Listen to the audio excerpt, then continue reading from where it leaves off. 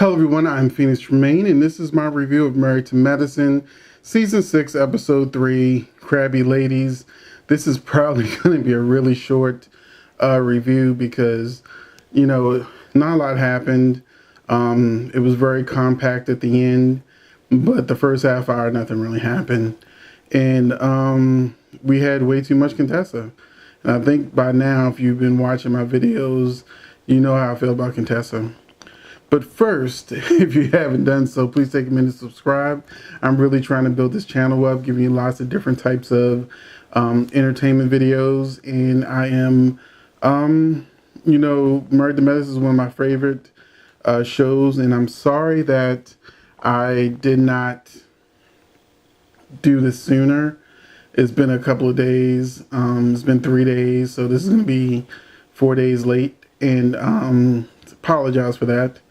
But a lot was going on. I didn't get a chance to see Married to Medicine until Wednesday. And when I did, I was very disappointed. If you look at my notes, it's 1 page. Normally in an episode, I'll have 2 pages of notes. We spent way too much time with Contessa and her father. And like I said, I don't dislike Contessa and Scott as people.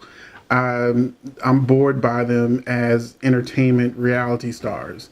Now, if they had their own show about their careers and their kids, like Run House or something, then I may be able to see them in a different light. But Married to Medicine is very energetic, it's very catty. The husbands have a certain kind of chemistry. The wives have their chemistry. And Scott and Contessa just feel like they just stick out, that they don't fit.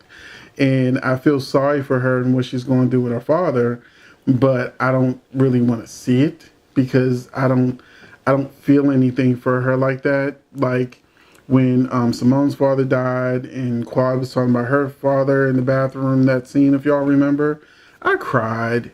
You know what I'm saying? It was upsetting when Jackie's father was going through his issues. I didn't cry, but I could have, I felt so bad for her. So the other ladies, I think I like them a lot more. So it's easier for me to feel more for them. And I'm a retired firefighter, paramedic. So, I'm used to helping people in the medical field that have gone through lots of different issues and had compassion for them, just like I have compassion for them, but not on Married to Medicine. No, this is my show, and I feel like they're wasting my screen time trying to force Contessa down our throats, and it's not working. And they didn't give us the opening credits again. We've only got it once, which was last episode. So I don't know what Bravo's doing with that. I don't know. But we got way too Scott and Vanessa. The scene moved on to Heavenly and Jackie playing paintball, and Quad once again canceling on them. That was a quick little scene where Heavenly was thought that she was going to be able to get back at Jackie, hit her with some paintballs. Jackie being athletic, energetic. Of course, she gets Heavenly. Heavenly gets shot 1 time and she was done. She surrendered. Jackie shot her again, but after taking her gun. But, that was a quick little scene, like I said, the first half was pretty boring. Simone had to talk with her son, Michael, about driving or whatever, and how he felt about, her and his father almost getting a divorce. I felt compassion for them. I felt, sorry because, we don't really think about the kids as much. We know that they've got the boys, but they never really had a scene where they really fully expressed their situation. And this was just this really stuck out to me as having that conversation in the one flashback that they showed. But it really made me feel sorry for the whole family and what they're going through. Despite all the teasing I do about Simone and Jackie, I really felt for her in that moment. Then I have another note: Contessa and her dad, potential cancer.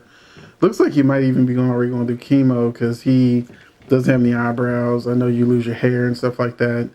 So I mean, it could have been from anything, but I think that's the direction they're going in the storyline. It felt like he didn't want to say it, but it was kind of obvious. I think maybe they're building the storyline to the reveal or something. I don't know. Mariah gives her daughter the talk. Mariah's daughter annoyed me a little bit. I don't like when kids are bratty to their parents. I'm older now, so it kind of irks me. Like she said, if her mother saw her daughter throw them clothes on the floor, she would be, heated. And I was like, I sort of like felt like, you're in a situation where you have these clothes. I can understand her wanting to be a teenager and all this kind of stuff, but there's a way you do things, and there's a way kids respect their parents. And I like for kids to really respect their parents, and the way my mother forced us to have respect. And, I thought it was just disrespectful. She seems like a good kid. I think she's a good kid. But I really didn't like that scene. Cute kid, nice talk, but yeah. But I love Mariah, so I'm not gonna say too much more than that. Eugene and Toya look for a bigger house, and it turns out to be $2,900,000, and their cap for the house they want to buy is $2 million. And it just kind of made me realize that, one, Toya has grown so much as far as budgeting and staying within a budget and not losing her husband to working all those extra hours and things like that. But it also showed that Eugene is 100% complicit in their money problems. So they're in the black now, but yeah, if he doesn't learn the way Toya seems to have learned, yeah, they're going to be having more issues. So, I'm glad Toya sort of reeled him in, because I love Toya and Eugene as a couple, and I love that they were able to work that situation out without howling, screaming, getting mad, having an attitude. They had a discussion, and that was real grown adult talk. Then we finally get to the crab boil, and yeah, this is where things kind of went sideways for me, because I'm a producer, director. Hopefully, you'll be checking out my streaming service, UnitedCreatorsNetwork.com. You'll get to see my work there, my soap opera Thirsty, and a lot of new things I have coming up. I'm working on pilot season for my shows, and I have some amazing shows that hopefully you'll all be watching come January. But you're here for Married to Medicine. And I just mentioned that I'm a producer and I do different series because it just stood out to me so bad. I actually had to rewind and show my friend. I'm like, I filmed outdoors before, and one of the biggest things you have to deal with is lighting, because the sun doesn't care that you needed to be out for an extra hour. The sun gonna do what the sun gonna do when the sun gonna do it. And so before the commercial break, the sun was out. Everybody was was lit well. And you can see the grass in the background is lit by the sun. And then they went to commercial and they came back and they replayed the scene again, and the lighting was way off. The lighting was just way off. Like, I could tell that they did more than one take of this one scene, because I was showing my friend the shadows on the people. I was like, why didn't they? She said the same thing and she did the same exact thing over again. So why did they just use the same shot twice if they were going to go back a few seconds and come back? Instead, I was distracted by the lighting, and the lighting was going down fast, and it doesn't go down as fast as it went on the show. So and I know they edit the talk, but the way they were talking, it was really seamless, which is great as far as like the editing of the show. But the sunlight, and then you can sort of see the lights that they brought, And it was just bad. It was just real bad. And I don't notice when productions make mistakes unless they're really glaring. I'll notice, but if it's forgivable and it just moves on. But it's that scene just kept getting darker and darker and darker within minutes, and I was like, okay, till finally it was just nighttime. But they should have started with that second shot first and just did it twice. That way, it would have already been getting dark. But I know why they didn't, because the first shot, the girls were lit really well with the sunlight. But I'm gonna let it go. I'm gonna let it go. The crabs hit the ground. I put two notes. The crabs hit the ground and the $100 shoes.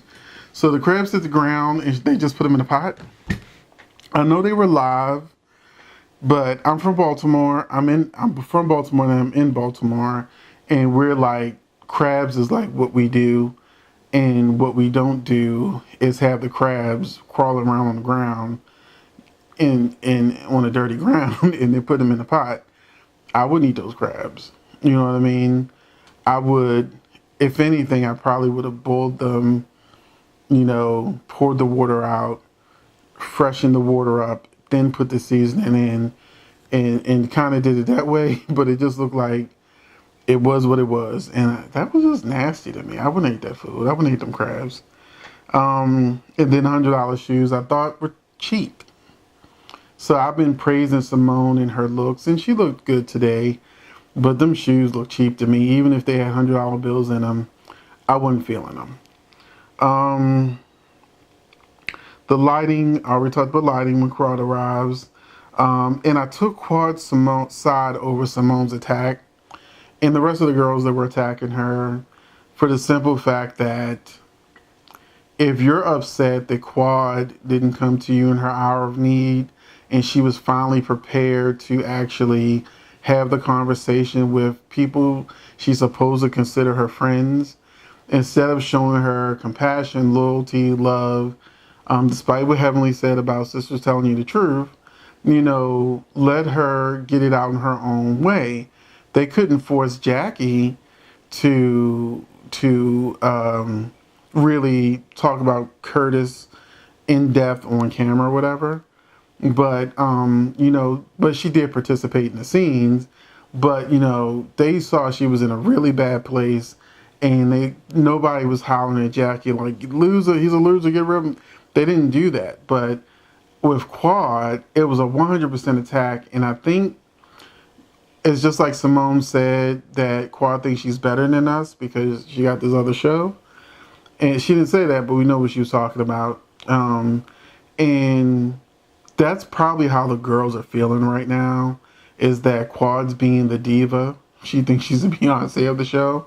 I think that's Mariah, but she thinks she's the Beyonce of the show. And they're not feeling her in her antics. And they let her have it, instead of showing her compassion and love of yet another girl on the show's been cheated on. She was under fire 100% and treated like the enemy. So I would have left too. Mariah almost hitting her was also uncalled for. I love Mariah. I love the Mariah Toya fight. I know Mariah pulled back, like she hit her, but she pulled the punch, and I know she caught herself. But for what Quad was doing, it didn't feel like it was warranted. And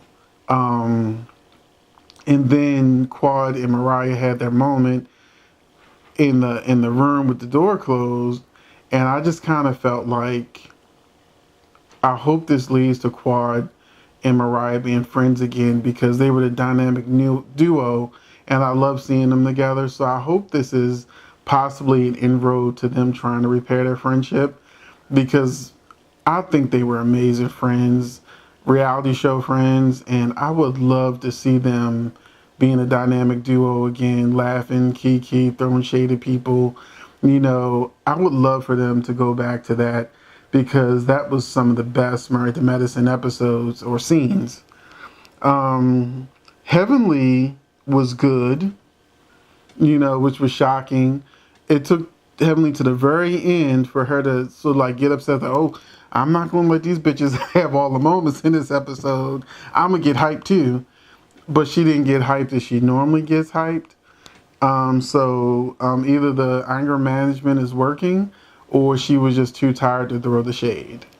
But I love Heavenly, and I think it was good that for a change she wasn't one of the main antagonists. And I put Simone something. Oh, Simone gives 0 Fs. And, that's how it ended. It was interesting seeing them get into it, but I didn't feel like there were any major like moments that warranted Mariah hitting Quad, or Quad, like the way I watched the last scene in this episode is when they showed Quad putting the glue on her eyelash to get her eyelash glued. And as Quad was looking in the mirror, I literally said to my friend, "End scene." Because that's what it felt like. It felt like actors doing the scene and now they're finished. And I know reality shows aren't real, but I don't like being pulled out of that false reality, whether it's the lighting or whether it's like, that's part of the reason why I don't watch Love and Hip Hop, is because of the mandatory fights every episode that they get faker every time it happens. And it wasn't a good episode. So, but I'm looking forward to the next episode. I think they continue the crab boil and conclude it with, I guess, more of a sisterly, now we're going to listen to Quad now that we've got all our anger out the way, and then lead to, other things going on in the next episode. So, what did you think? Did you think this episode was as boring as I thought it was? Or did you enjoy every moment? Let me know in the comments section. I would love to hear from you. Thank you for watching, and I will catch you in the next video. Please subscribe.